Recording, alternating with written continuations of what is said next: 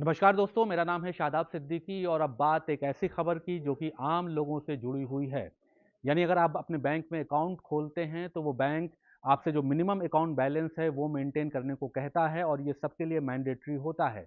लेकिन सरकार ने संसद में बताया है कि पिछले 5 सालों के दौरान जो तमाम सरकारी बैंक हैं, तकरीबन 12 सरकारी बैंकों से ने आम लोगों से 8500 करोड़ रुपए वसूल किए हैं।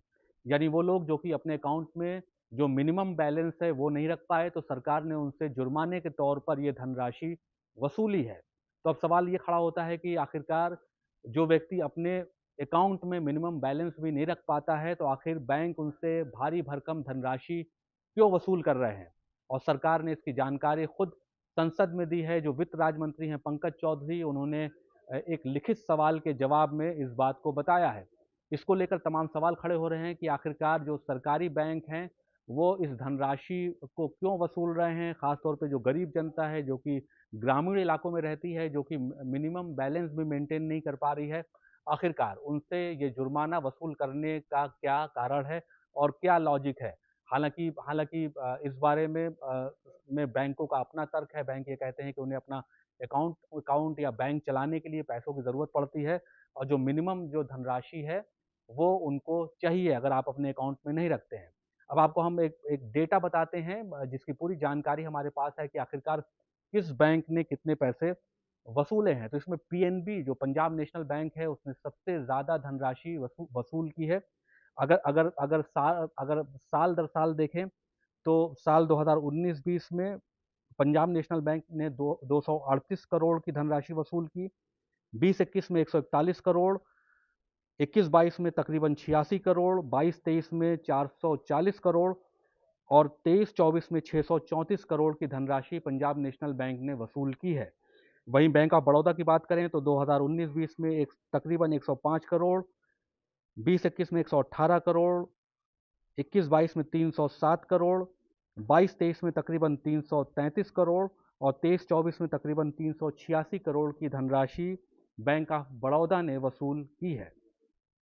अगर हम इंडियन बैंक की बात करें तो इंडियन बैंक ने 2019-20 में तकरीबन 141 करोड़, 20-21 में 342.86 लाख, 21-22 में तकरीबन 317 करोड़, 22-23 में तकरीबन 296 करोड़ और 23-24 में 369 करोड़ की धनराशि वसूली है। तो आप अंदाज़ा लगा सकते हैं कि कितना ज़्यादा जुर्माना इन बैंकों द्वारा वसूला जा रहा है।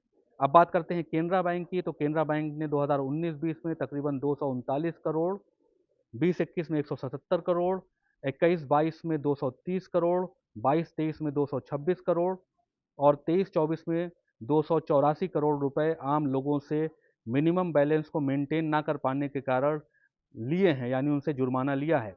आप बैंक ऑफ इंडिया की बात करें तो 2019-20 का जो डेटा है बैंक ऑफ इंडिया का, वो बताता है कि आम लोगों से तकरीबन 181 करोड़, 20-21 में 121 करोड़, 21-22 में तकरीबन 150 करोड़, 22-23 में 180 करोड़ और 23-24 में 194 करोड़ वसूले गए हैं। तो ये वो महत्वपूर्ण बैंक थे जो कि आम लोगों से ये जुर्माने की राशि वसूल रहे हैं और उनका कहना है कि चूंकि इन अकाउंट में मिनिमम बैलेंस नहीं था, इसकी वजह से ये धनराशि वसूली गई। हालांकि हालांकि बैंक के लिए ये ज़रूरी होता है कि जब आप उसमें अकाउंट खोलने जाएं तो बैंक आपको ये जानकारी देता है कि आपको उसमें कितना मिनिमम बैलेंस रखना पड़ेगा और अगर अगर वो बैंक उस नियम में कोई परिवर्तन करता है तो उसकी जानकारी भी उसको उपभोक्ताओं को देनी पड़ती है कि अगर आपकी कि उसके नियम में ये बदलाव हुआ है और अब जो मिनिमम बैलेंस है उसकी संख्या क्या है। तो बैंक की ये जिम्मेदारी बनती है कि वो आम नागरिक को जो जागरूक को लोगों को इस बारे में बताए और उनको पूरा जो अपनी बैंक की पॉलिसी है वो समझाए। लेकिन सवाल यही खड़ा होता है कि जो जो जनता गरीब है, जो कि ग्रामीण क्षेत्र में रहती है, जिसके लिए बैंक का अकाउंट खोलना ज़रूरी होता है, आखिरकार उससे जो मिनिमम बैलेंस लिया जाता है और मिनिमम बैलेंस को मेंटेन ना कर पाने की वजह से जो जुर्माना लिया जाता है वो आखिरकार इतना ज़्यादा क्यों वसूला जा रहा है।